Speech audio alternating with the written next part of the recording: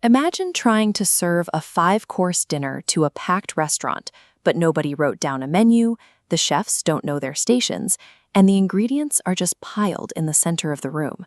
It's total chaos. In software development, simply telling a team of programmers to go build an app without a plan creates that exact same chaos. You get a lot of heat, a lot of noise, and a final product that probably catches fire. To prevent this, software teams split their prep into 2 distinct steps.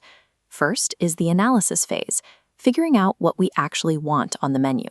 Second is the design phase, which is figuring out exactly how to cook and assemble it. Great software requires a detailed blueprint. Before anyone types a single line of code, the team has to break the massive, overwhelming system down into small, highly focused tasks. This diagram shows a logical data flow diagram. Think of it as our menu. It maps out the basic inputs and outputs, like a shop manager sending a parts request, but it doesn't tell us exactly how that process will be built in the real world. We upgrade to a physical data flow diagram by adding specific tools. Our parts request process uses Python, and data is stored in MySQL. Also, these dotted lines show the human-machine boundary, separating manual tasks, like the shop manager, from automated computer tasks.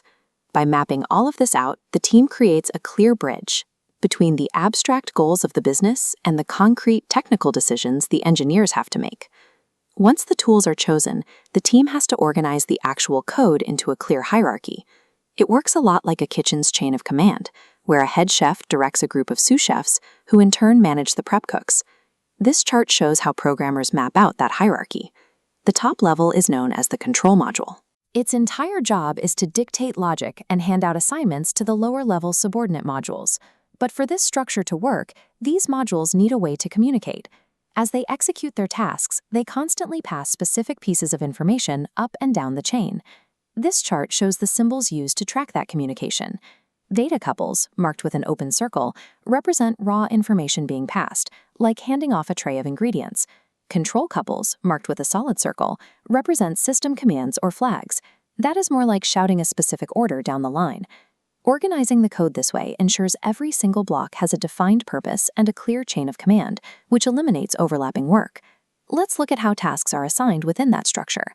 Imagine a kitchen worker whose sole, highly specific job is to peel potatoes. They don't bake, they don't grill, they just peel. That is the essence of high cohesion.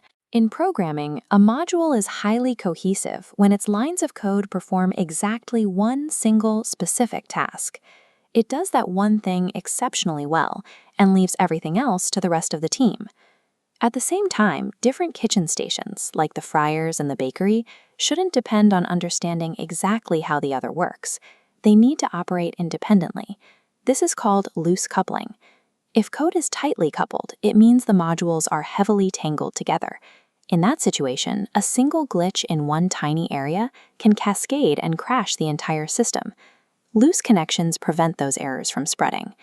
Keeping code highly cohesive makes it efficient to write, while keeping it loosely coupled makes the overall application highly resilient to failures. Even with a perfect organizational chart, individual programmers still need precise instructions for their specific assignments, just like a station cook needs a recipe card to know the exact measurements. This document is a program specification. It is the definitive set of instructions for a single module, clearly outlining the exact inputs it will receive, the outputs it needs to generate, and the specific events that trigger it into action.